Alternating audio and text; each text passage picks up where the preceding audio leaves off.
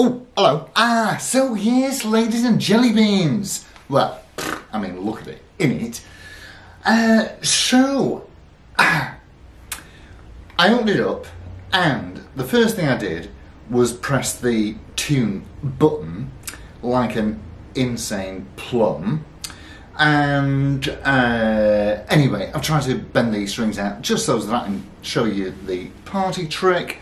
So we have a listen.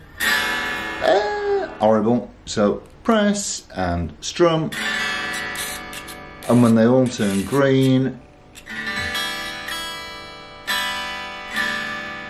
it'll turn itself off, and we're in tune. Let's have a listen, and then we'll go through the specs and whatnot. Nice, very nice. Let's have a listen.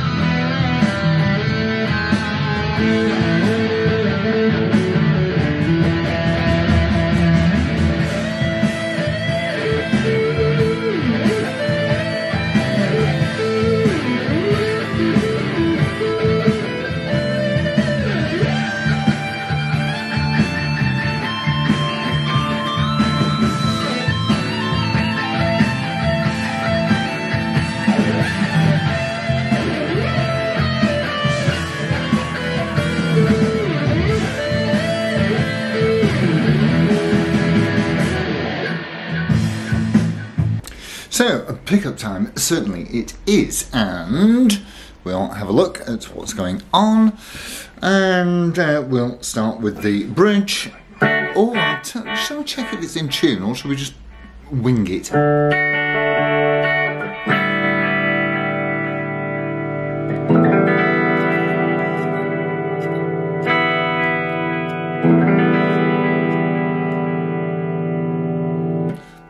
I'm glad I did that because it's a fair old bit of bendage. So, starting with the Burst Booker 3, but we will go through the specs shortly. Let's have a listen to this.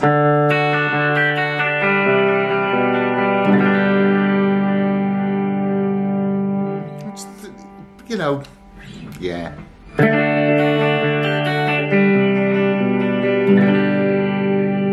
Here in the centre, and that is full and fat and rich, full fat and full rich. On to the neck.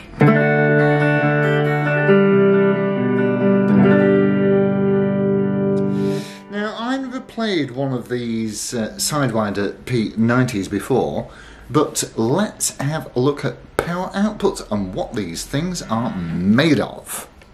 So, well, last week's Revstar, fabulous guitar.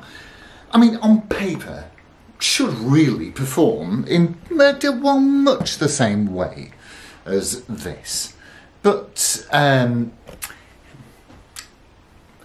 just isn't anything else really like the sound of a Gibson, because it's chimey at one end and says ooh at the other, and that is very much what we like. But nonetheless, let's go through what it's made of. So these were made in 2014, and for 2014 only, as far as I'm aware. And you have got a fairly traditional construction here. We've got mahogany body with a maple cap, and this one is a maple neck, and it is a 60s fast slim taper neck, and that is oh so obvious when playing. Quite frankly, I don't care, because thin necks, fat necks, or just, you know, they're all good in different ways.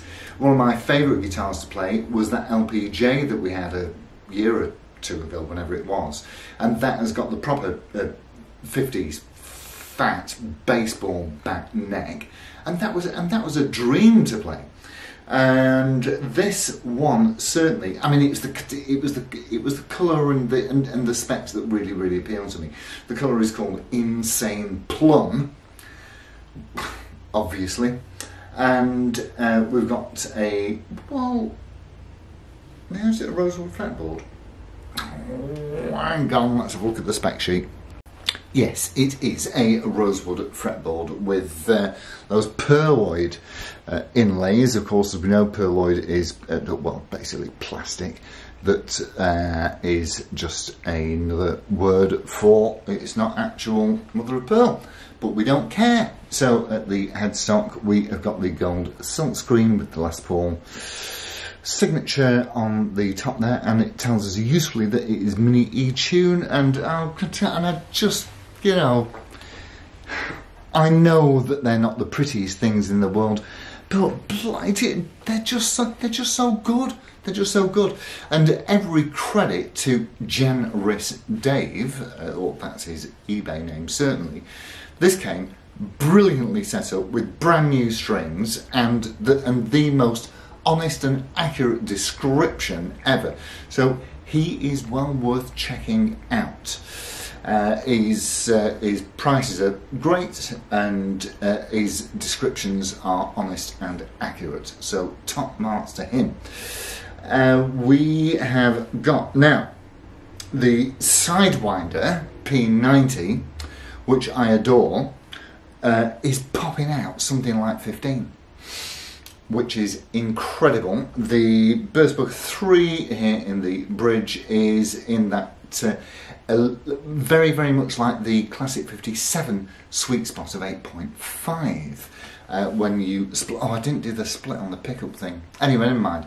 So just imagine that we've split them somehow, and they produce slightly less power and sound more stratty, if you will. So you've got two push pots here, which take you from single to double, or from double to single, and this tone control here should be a push, and there is some movement in it, but that's supposed to operate the 15 dB boost circuit. I did plonk a new battery in, you know, being hopeful, but it didn't make any difference. So it does need a new pot, which it will very likely get at some point. I might even show you how to do a very simple pot rewire, because they are easy, and you should not be afraid of this kind of thing. If you've got a soldering iron and you've soldered anything to anything, then really that's kind of job done.